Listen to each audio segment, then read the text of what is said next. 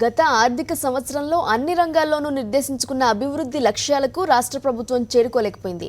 అన్నింట్లోనూ వైఫల్యాలు దర్శనమిచ్చాయి. సాక్షాత్తు ప్రణాళిక శాఖ రూపొందించిన నివేదికకే ఈ విషయాన్ని తేటతెల్లం చేసింది. కీలక రంగాల్లో అభివృద్ధి లక్ష్యాల సాధనలో రాష్ట్ర ప్రభుత్వ పనితీరు అధ్వానంగా ఉందని నివేదిక స్పష్టం చేసింది.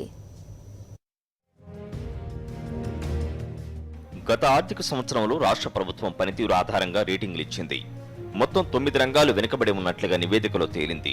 అన్ని రంగాల మిషన్లకు కలిపి మొత్తం 1036 అంశాల్లో రేటింగ్ ఇవ్వగా ఇందులో సగానికి పైగా అంటే 533 అంశాల్లో పనితీరు సంతృప్తికరంగా లేదని నివేదిక తెలిపింది. ముఖ్యంగా వ్యవసాయ రంగానికి సంబంధించి సూక్ష్మ పోషకాల ఉత్పత్తి, సరఫరా గడిచిన ఆర్థిక సంవత్సరంలో భారీగా పడిపోయింది. ఆహార ధాన్యాల ఉత్పత్తి లక్ష్యానికన్నా భారీగా పడిపోయింది. 353.13 లక్షల మెట్రిక్ టన్నులకు 270.36 లక్షల మెట్రిక్ టన్నులే సాధించారు. అంటే 82.77 లక్షల మెట్రిక్ టన్నుల మేరకు లక్ష్యానికన్నా తగ్గిపోయింది. సంక్షేమ రంగానికి సంబంధించి 1,00,000 మందికి ఫీజు రియంబర్స్మెంట్ను వర్తింపచేయాలని లక్ష్యంగా నిర్దేశించగా 7,610 మందికి మాత్రమే ఇవ్వడం గమనార్హం.